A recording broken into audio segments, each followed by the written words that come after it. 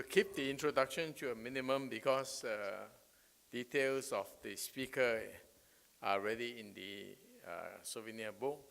Graham Doxey, of course, has vast experience in education at the international level, and I'm sure he's going to provoke us with his topic on the new paradigms for higher education, which is basically a continuation of what we have been discussing over the last 2 sessions. Thank you, Graham. Okay, thanks. Good morning. I'm very pleased to be here today and to talk about one of my favorite subjects, which is education, and as is, okay, great.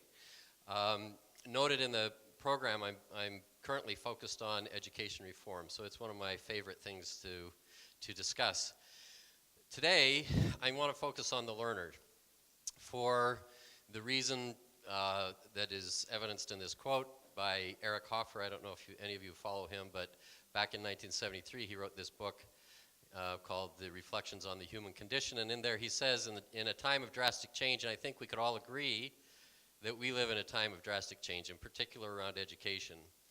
It's the learners who inherit the future.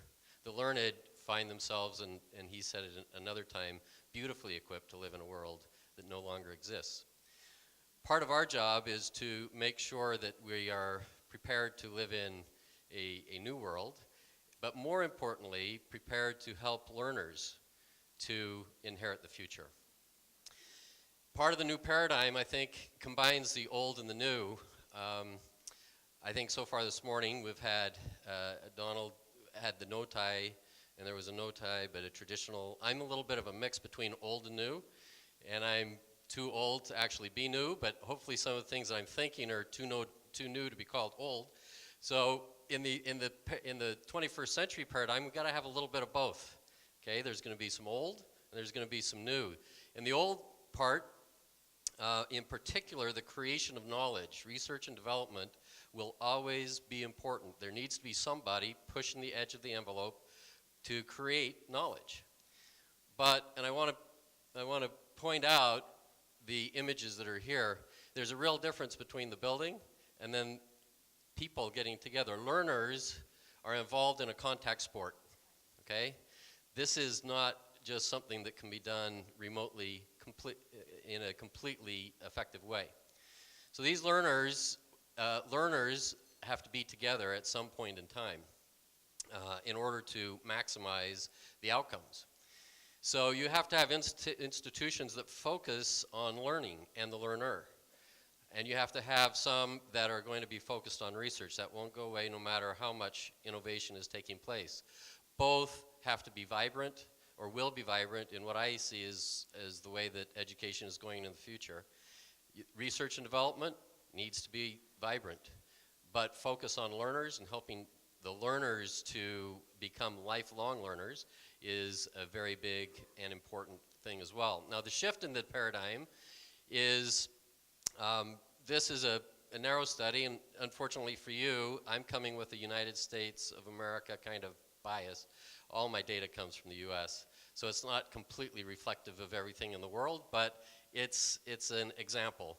So here, I think what is important is that the lecturers, the faculty, on about a 3-to-1 ratio, are not as comfortable as the administration is about moving forward with change, right? So I'm not sure it matters which country this study was done in. It's probably this probably reflects the general situation, and certainly my experience on a couple of different continents working in education. The faculty is a lot less open to the shifting of the paradigm than the administration. Now, we've already talked about MOOCs. I only throw this up here to get a couple of data points. One, you can see how this is a 1-year period. In a 1-year period, the numbers are incredible. Of course, attrition is also very high, and so there's some flaws in what's going on with the MOOCs. But the thing I want to point out is in the middle graph. Look at the bottom, the green part. That's really intriguing to me. What that's telling me, anyway, is that the world, out in lots of countries that we don't know about, has a pent-up demand for knowledge. right? So they're going to MOOCs without any hope of degrees or credentials or anything. They want to learn, right? That green part is outside of the countries that most of us come from, and they're consuming 42% of what MOOCs are offering today. That's a pretty important shift.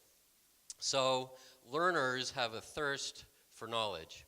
I want to spend most of the time talking about what I view as the 3 A's of the learning process. The first one is acquisition of knowledge. Second one's the assimilation of knowledge. And the third one is the application of knowledge. So first we'll talk about the acquisition of knowledge. In today's world, it's free or close to free. It's available 24/7, 365. That really challenges the traditional role of higher education institutions, which historically were repositories of knowledge, either in the libraries or in the brains of their highly esteemed faculty. That's where you went to get knowledge because that's where it was. Today, knowledge is highly available to anyone, anywhere, anytime, pretty much.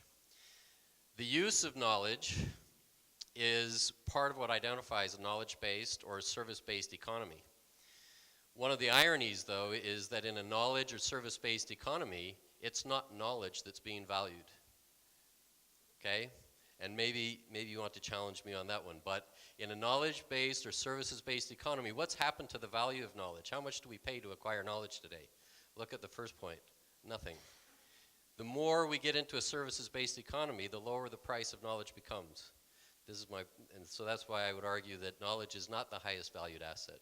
What is the highest valued asset is the ability to use that knowledge to solve problems. That's what people want. Not to know what you know, but what can you do with that knowledge that will help them with customers or with communities or to help solve problems, okay? The assimilation of knowledge, this is, to me, the missing link between what is just acquiring knowledge or application of knowledge. So you had universities, and you have vocational training and things like that. In the middle, it's very important that in the learning process, the what, the hows, the when, the who, and the where and the why. I didn't get a why up there, but anyway, the why, so that a student, a learner, understands why, where, how, what, when, all those things about the knowledge that they're getting. Okay, that isn't just muscle memory by practicing and being able to do something out of muscle memory. This requires learning, assimilating of the knowledge. The application, that is a little bit closer to the muscle memory kind of thing. Practice makes perfect.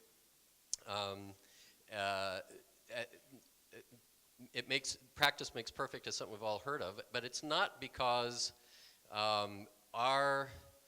when we practice, what's happened is not that the task became easier to do, but our ability to do increases, okay?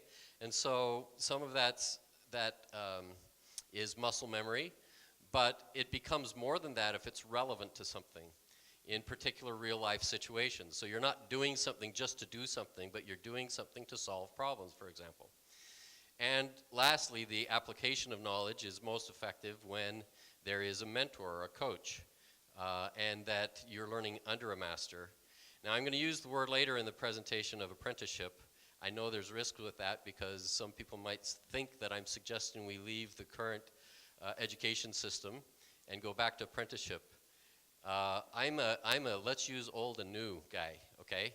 So in the apprenticeship, when I refer to that, I'm talking about let's take some good things from that and put that into the things we got, the good things that we've learned since those days. Okay, for a minute, I want to focus on what's going on in the world. If you follow the money, often you can project where things are going to go. Here's where the money's going, okay?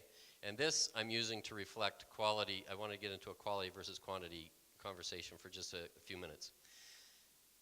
What this is telling, what Boundless did this research back in 2012, 95% of the venture capital in the United States that was going into education was going into content and delivery.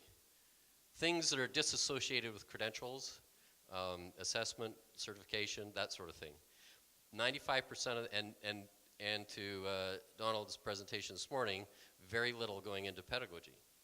Now, some of the tools that were created, the Moodles and I had a long list of them, most of those were not invented just for education. Many of them were invented to do other things. And his point is correct. Education needs to adopt those tools to increase. But the venture capital that's been invested in education is 4 or 5 times increased 4 to 5 times over a 10-year period. A lot more money going into education innovation than ever before. But what's happening is, exactly to Donald's point earlier this morning too, if you talk to the employers, they are not getting any better outcomes than they were getting 10 years ago. So what has the investment bought? Not much. So if we look at quality relative to, is the education system preparing people to actually contribute in the community? Not any better today than it was 10 years ago based off of some of the, even though we've invested 5 times more money. Now, continuing with the quality conversation for a second, these 3, again, I apologize that it's so US-centric, but these are 3 US universities. The one in the middle is one I co-founded, so I like to use that as an example because I know something about it. But all of these are focused on experiential learning, right? So it's a pedagogical model that is totally different than other institutions. They've proven that experiential learning is a higher order of actual learning and attainment, retention, whatever you want to call that, and as a pedagogy is very effective. Although none of those situations are scalable, right? So the real question in the 21st century paradigm is to get that kind of quality in quantity. And that will depend on 2 things, technology and getting the employers more involved in the educational process and the learning process with the learners. Now, those are all university levels. I just threw this one in for real quick evidence that on the K-12 level, project-based learning has also been proven to be far more effective than the classroom learning. So this was in West Virginia, where teachers were taught how to do project-based learning. Their students are many times more capable of doing things at the end, and this is in math, right? Math using project-based learning. So the learners today, and the learners we're going to be, that are going to, I think, change the world, the learners who are going to inherit the future are coming out of the millennial generation or Generation Y, okay? And I know that Generation Y isn't referring to a generation that asked the question why, it was because they followed X, right? But they might be asking why, okay? That, if I were young enough, I'd want to be Generation Y, WHY. But they need a learning, for them it's learning environment. The learning environment needs to reflect not only the real work world that they're going to be part of, but it also needs to reflect the way they really learn. And they learn differently than we learned, okay? This is the first generation that when they get a question, they go to technology for the answer, okay? We didn't do that. I didn't do that. Maybe you did, but I didn't do that. So they're definitely different than me. Millennials are also much more open to collaboration and social interaction, social causes, things like that. So for them, learning is not about being in school for a certain amount of time. Just, it's a 4-year degree. Well, if you spend 4 years and don't fail, you graduate. That's not learning, okay? An education system can't be based on time. With this generation, that's not effective. It needs to be timeless and it needs to be borderless. So what if in the world, learning towards a credential was both accessible and affordable to anyone, anywhere, anytime on the globe? What if that was possible? And as much as there are many transnational and international universities, there's nobody that offers that. It's just anyone, anywhere, anytime have access to something that leads to a credential. Also, what if you were focused on Generation Y kind of people and what you were offering was borderless and timeless? And what if the end consumer, the employer, was involved in multiple facets of the learning process? what if the employer actually interacted with students for multiple years before the student graduated? You know, if you had that, you would have something that was affordable, accessible. I'm going to use another A word just because it starts with an A, apprenticeship, but it's employer relevant, right? Through practice and mentorship and coaching from people in the real world. What if you had that? What would it mean? Well, if you had what I'm calling the 3 A's of the new ecology of education, what might the world look like? And in my mind, what it will look like is an open collaborative platform, a platform that is accessible anyone, anywhere, anytime, that's full of every facet of the education, of all the education tools required to not only get a credential, but for lifelong learning. So you would have learners from everywhere, right? Anyone, anywhere. You would have academic partners who were collaborative and providing as much different knowledge and content as possible. And you would have the apprenticeship partners that were creating an environment for hands-on experiential learning, supported by governments, industry, and philanthropy on the financial side. But this wouldn't be in a building. It would be on a cloud, okay? That buildings would be accessible through academic partners, employer partners. Buildings, real estate would not be such a big part as it is today of the university systems. And everything would be focused on how do you create this environment where learners can come in and they never leave. They continue to learn. They might get a credential, but they can be part of that 80% of MOOC registrants who continue to learn because they just want to know more, right? And this is just a learning domain, a learning cloud, where people come in and never leave. So to me, that's kind of the world. The MOOCs and everything is setting up for a world that moves to where you have education as a service available to anyone, anywhere, anytime. And it's our job, I believe, to help use this to help the learners inherit the future. Thank you. Thank you, Graham. Well, are there any questions? Graham has raised a lot of interesting issues, which I'm sure, yes. Thank you very This much. side. Yes, please.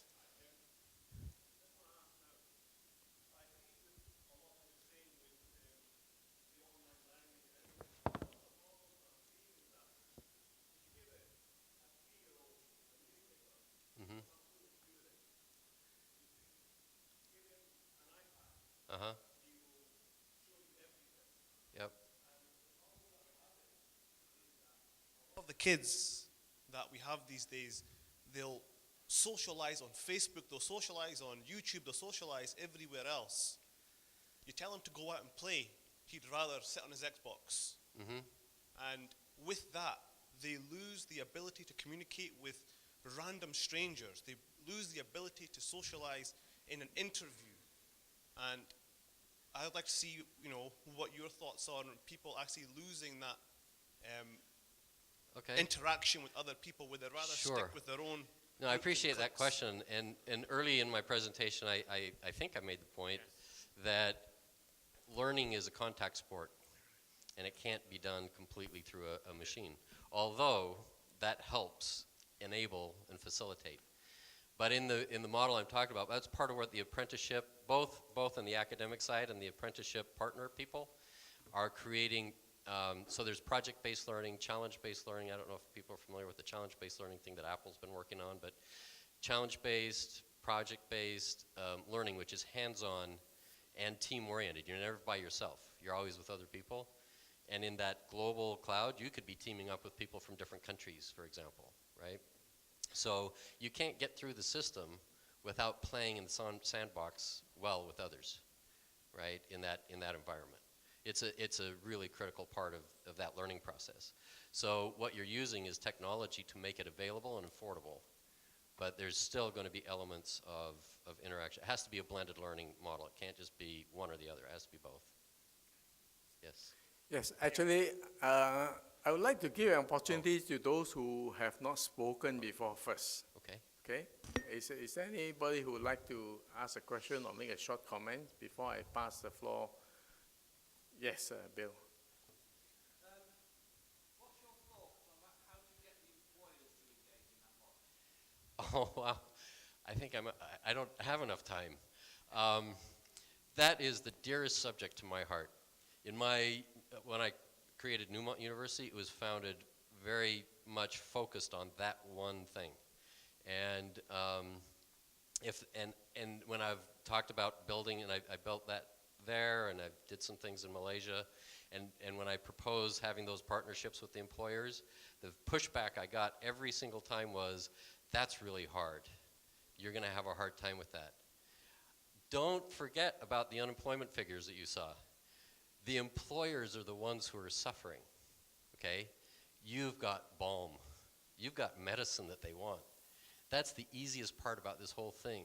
They want what you're offering, right? And every time I've gone to them, and I met with one yesterday and talked to them about doing sort of this cloud kind of an idea, they're like, when can we get involved? That really, they want a solution to this problem, and they need one. The pain is greater than any of us understand. Okay, that will be next year's seminar. Okay? Any other persons who would like to make some comments or ask a question? Is this scalable from your experience, experientially, for example, as an inherent antagonism, working with partners at the workplace? How much of this can you scale? Okay. The answer is yes. And how much, I haven't figured it out yet because I think it's infinite. But that part is still under construction, but my vision is one that is based off of an open market.